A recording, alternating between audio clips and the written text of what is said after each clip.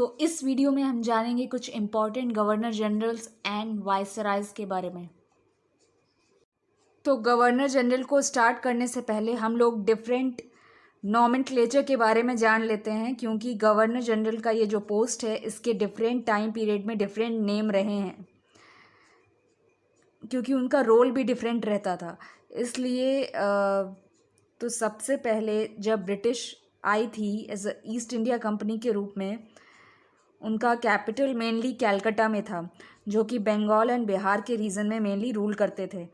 ठीक है, तो इसलिए जो हम पोस्ट सबसे पहले देख रहे हैं वो गवर्नर ऑफ बंगाल है। तो ये पोस्ट था गवर्नर ऑफ बंगाल उस समय।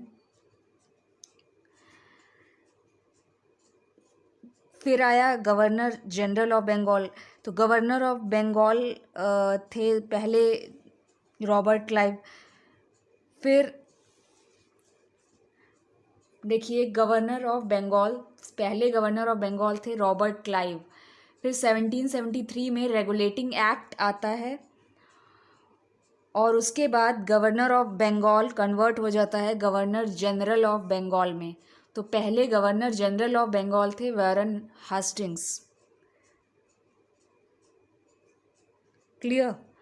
फिर 1833 में चार्टर्स एक्ट आता है, जिससे गवर्नर जनरल ऑफ बंगाल बन जाते हैं governor general of India. Governor general of Bengal की पोस्ट को कन्वर्ट करके गवर्नर जनरल ऑफ इंडिया, जो कि पहले थे William Bentinck. First governor general of India थे विलियम बेंटिक। फिर 1857 के रिवोल्ट के बाद में जो फिर आपको पता है कि जो शासन था वो ईस्ट इंडिया कंपनी के हाथों से हटके डायरेक्ट ब्रिटिश क्राउन पर आ गया था। तो जो गवर्नमेंट ऑफ इंडिया एक्ट 1858 आया था, उसके तहत नई पोस्ट इंट्रोड्यूस हुई थी वाइसरॉय ऑफ इंडिया, जो कि पहले वाइसरॉय थे लॉर्ड कैनिंग। ठीक है, तो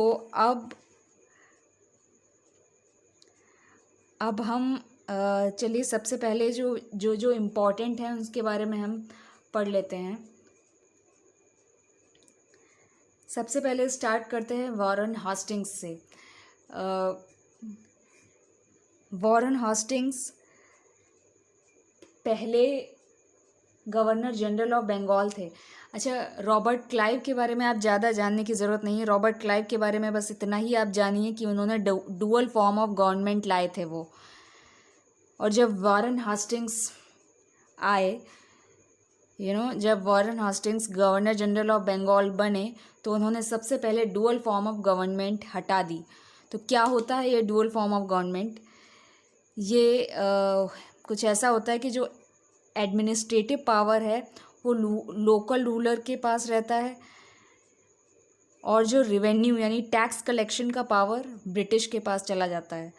इसके अलावा इंडियाज़ फर्स्ट सुप्रीम कोर्ट, जो कि कैलकटा में था उस समय, फोर्ट विलियम्स में, उसको इस्टेब्लिश किया था इन्होंने। पहला तो ये इन्होंने डुअल फॉर्म ऑफ गवर्नमेंट को एंड किया, और दूसरा वारन हास्टिंग्स के इम्पॉर्टेंट वर्क्स इसमें दिए हैं कि उन्होंने पहला सुप्रीम कोर्ट इस्टेब्लिश किया इन कैलकटा फोर्ट विलियम्स। ये चीज़ आपको याद रखनी है कि किसके टाइम में सुप्रीम कोर्ट बना था पहला, वारन हास्टिंग्स के टाइम पर। इसके अलावा हमने पिछली बार भी पढ़ा था कि कॉन्क्वेस्ट में पढ़ा था कि सेकेंड एंग्लो मैसूर वॉर के समय जो ट्रीटी ऑफ मैंगलोर हुआ था वो वारन हास्टिंग्स के समय में ही हुआ था। तो ट्रीटी ऑफ मैंगलोर इनके टाइम पर साइन हुआ था। अब नेक्स्ट इम्पॉर्टेंट पर आते हैं, लॉर्ड कॉर्नवालिस। लॉर्ड कॉर्नवालिस का टाइम पीरियड था 1786 से 1793। अच्छा, ये डायरेक्ट नेक्स्ट नहीं है, नेक्स्ट इम्पॉर्टेंट है। इनके बाद में वारन हास्टिंग्स के बाद में कई आए होंगे, पर हम सिर्फ इम्पॉर्टेंट वालों को देखेंगे। ठीक है, तो ये इस टाइम पीरियड पे गवर्नर जनरल ऑफ बंगाल थे। ये क्वेश्चन आप स्टार मार्क कर लीजिए कि इन्होंने परमानेंट सेटलमेंट को ये लेकर आए थे। ये एक परमानेंट सेटलमेंट एक तरह का रेवेन्यू सिस्टम था, रेवेन्यू कलेक्शन सिस्टम। तो वो कौन लाया था? Lord Cornwallis. इसके अलावा एक और इम्पॉर्टेंट क्वेश्चन है कि father of civil services in India किसको कहा जाता है? लॉर्ड कॉर्नवालिस को कहा जाता है। फिर next important, last important actually जो हम कह सकते हैं, उस पर आते हैं लॉर्ड वेलेजली। ये last important governor general of Bengal थे, लॉर्ड वेलेजली। इनकी अगर बात करें तो ही introduce system of subsidiary alliance. Subsidiary alliance आपको पता है कि कितना इम्पोर्टेंट था रिवोल्ट ऑफ 50 ब्रिटिशर्स के लिए। रिवोल्ट ऑफ 1857 जीतने से लेकर जितने भी उनके एक्सपेंशन के पॉलिसीज़ हुए हैं, अगर वो देखे जाएं तो सब्सिडियरी अलायंस जो था वो सबसे इम्पॉर्टेंट था, और वो लॉर्ड वेलेजली के टाइम पर आया था। इसके अलावा कुछ इम्पॉर्टेंट चीज़ देखें अगर, तो he called himself as Bengal tiger, है ना। और उन्होंने फोर्ट विलियम्स कॉलेज की स्थापना भी की थी।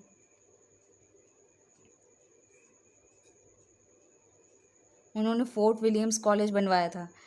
ठीक है, तो अभी तक ये तीनों जो हमने पढ़े, ये गवर्नर जनरल ऑफ बंगाल थे। अब आते हैं गवर्नर जनरल ऑफ इंडिया पे।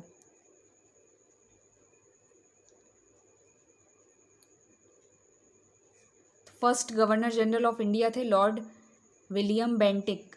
तो इनसे पहला क्वेश्चन तो यही बन जाता है कि ये first governor general of Bengal थे, sorry first governor general of India थे लॉर्ड विलियम बेंटिक। इनका टाइम पीरियड था 1828 से 1835, और इन्होंने सती प्रथा जो चल रही थी उसको एबॉलिश किया था विद द हेल्प ऑफ राजा राम मोहन राय। राजा राम मोहन राय के बारे में हम पढ़ चुके हैं कि he was a socialist, social reformer, जिन्होंने सती एबॉलिश करने के लिए बहुत प्रयास करे, लेकिन वो संभव हो पाया लॉर्ड विलियम बेंटिक के सपोर्ट से, और क्योंकि उस टाइम उन्हीं की गवर्नेंस थी।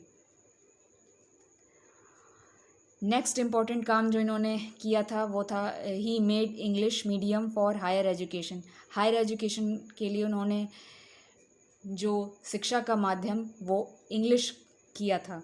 तो that was the second important work he did. तो चलिए next important governor general of India पे आते हैं, लॉर्ड डलहौजी। ठीक है, ये आप याद रखिएगा। देखिए लॉर्ड डलहौजी, लॉर्ड डलहौजी का टाइम पीरियड क्या था? 1848 से 1856। तो इनके टाइम में फर्स्ट रेलवे चली थी फ्रॉम बॉम्बे टू थाने। इसका सन याद रखिएगा, 1853 में पहली रेलवे चली थी फ्रॉम बॉम्बे टू थाने। और पहला टेलीग्राफ भी इन्हीं के टाइम पर चला था। पहला टेलीग्राफ कहाँ से कहाँ तक भेजा गया था? कैलकाटा टू आगरा। ये भी 1853 में ही भेजा गया था। पहला टेलीग्राफ कैलकाटा टू आगरा भेजा गया था। और इन्हीं के टाइम पे डॉक्ट्राइन ऑफ लैप्स आया था। लॉर्ड डलहौजी के टाइम पर ही डॉक्ट्राइन ऑफ लैप्स आया था। फिर 1857 का रिवोल्ट होता है। तो इस आप देख पा रहे हैं कि इसी सिंगल पेज पे आपको काफ़ी इन्फॉर्मेशन मिल जा रही है। फिर उसके बाद में 1857 में जो रिवोल्ट हुआ था, फिर 1858 में ईस्ट इंडिया कंपनी से शासन हटकर ब्रिटिश क्राउन ने ओवरथ्रो कर लिया था कंपनी को, और उस टाइम पे एक नया पोस्ट इंट्रोड्यूस हुआ था जिसे वायसरॉय कहते हैं। तो गवर्नमेंट ऑफ इंडिया एक्ट 1858 के तहत आया ये पोस्ट जो इंट्रोड्यूस हुआ था, वायसरॉय। तो जो last governor general of India था वही बन गया था फर्स्ट वायसरॉय ऑफ इंडिया। तो फर्स्ट वायसरॉय ऑफ इंडिया कौन बना था? ये देखिए, 1857 के रिवोल्ट के बाद में 1858 में गवर्नमेंट ऑफ इंडिया एक्ट आता है, जिसके बाद गवर्नर जनरल ऑफ इंडिया की पोस्ट कन्वर्ट हो जाती है वायसरॉय ऑफ इंडिया में। तो जो फर्स्ट वायसरॉय ऑफ इंडिया थे वो थे लॉर्ड कैनिंग। तो लॉर्ड कैनिंग के बारे में जान लें कि फर्स्ट वायसरॉय थे, और रिवोल्ट ऑफ 1857 भी इन्हीं के टाइम पर हुआ था, क्योंकि इनका टाइम पीरियड देखिए 1856 से लेकर के 1862 तक है, यानी कि रिवोल्ट ऑफ 1857 इन्हीं के टाइम पर हुआ था, लॉर्ड कैनिंग के टाइम पर हुआ था। और इन्होंने university of Calcutta, Madras and Bombay, 3 important universities उस टाइम पर बनवाई थी। तो ये जो इन यूनिवर्सिटीज़ थी वो लॉर्ड कैनिंग के टाइम पर बनी थी। ओके, देन आते हैं लॉर्ड लिटन पे। लॉर्ड लिटन का टाइम पीरियड था 1876 से लेकर के 1880 तक। ये इंडिया के लिए अच्छे वायसरॉय नहीं माने जाते हैं, क्योंकि उन्होंने वर्नाकुलर प्रेस एक्ट ये लेकर आए थे। वर्नाकुलर यानी यहाँ के लोकल भाषा में जितने भी प्रेस थे उनकी फ्रीडम को छीना गया। ठीक है, वो ब्रिटिश के खिलाफ कुछ भी नहीं लिख सकते थे। तो जाहिर सी बात है, जब ब्रिटिशर्स के खिलाफ कुछ नहीं छाप सकते तो उनकी एक तरह से प्रेस पे प्रतिबंध लगा दिया था लॉर्ड लिटन ने। और पहला दिल्ली दरबार भी लॉर्ड लिटन के टाइम पर ही हुआ था, ये आप याद रखिएगा। फिर नेक्स्ट आते हैं लॉर्ड रिपन पे। लॉर्ड रिपन का टाइम पीरियड है 1880 से लेके 1884 तक। लॉर्ड रिपन लॉर्ड लिटन के जस्ट अपोजिट हैं। ये सिंपथाइज करते थे टुवर्ड्स इंडियंस, और एक तरह से उन्होंने वो अन्याय को समझा जो इंडियंस के खिलाफ हो रहा था, और उस पर कुछ कुछ मरहम लगाने की भी कोशिश की थी। इन्हें father of local self government भी कहा जाता है। तो ये क्वेश्चन इम्पॉर्टेंट है कि इन्हें father of local self government कहा जाता है। उतना ही इम्पॉर्टेंट है जितना कॉर्नवालिस का परमानेंट सेटलमेंट। और इसके अलावा इन्होंने इल्बर्ट बिल लाने की कोशिश की थी। इल्बर्ट बिल क्या था? इसमें जो इंडियन जजेस थे वो भी ब्रिटिश को ट्रायल कर सकते थे। तो ये लाने की कोशिश की थी, पर सक्सेसफुल नहीं हुए थे लाने में, क्योंकि ब्रिटिशर्स जितने भी जजेस थे या जितने भी ब्रिटिशर्स थे वो बिल्कुल ही खिलाफ थे इस इल्बर्ट बिल के। तो इल्बर्ट बिल लाने में कामयाब नहीं हुए, बट कोशिश ज़रूर की। फिर 1885 में Congress was formed. Okay, Congress form हो जाता है। तो इसके बाद के जो वायसरॉय हैं वो हम कांग्रेस के साथ साथ में ही पढ़ेंगे। अब इस वीडियो में इतना ही। उम्मीद करते हैं आपको काफ़ी इन्फॉर्मेशन मिला होगा एग्ज़ाम पर्सपेक्टिव से। तो अगर एक समरी हम लेना चाहें कि इस वीडियो में हमने क्या क्या पढ़ा, तो वो हम ले लेते हैं। गवर्नर जनरल, सबसे पहले गवर्नर ऑफ बंगाल थे, वो कौन थे? Robert Clive. फिर 1773 में रेगुलेटिंग एक्ट आता है और कन्वर्ट होके गवर्नर जनरल ऑफ बंगाल बन जाते हैं। पहले थे वॉरेन हास्टिंग्स। फिर 1833 में चार्टर्स एक्ट आता है और गवर्नर जनरल ऑफ इंडिया में कन्वर्ट हो जाते हैं, वो जो पहले थे विलियम बेंटिक। फिर गवर्नमेंट ऑफ इंडिया एक्ट 1858 आता है और viceroy of India Lord Canning थे जो पहले बन जाते हैं। और इन सब के बारे में जो है हमने पढ़ाई है।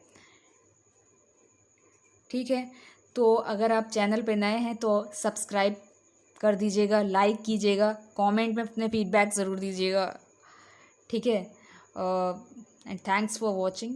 नेक्स्ट सीरीज़ जल्दी आएगी, नेक्स्ट वीडियो CCC सीरीज़ का जल्दी आएगा। This is Neha Singh signing off.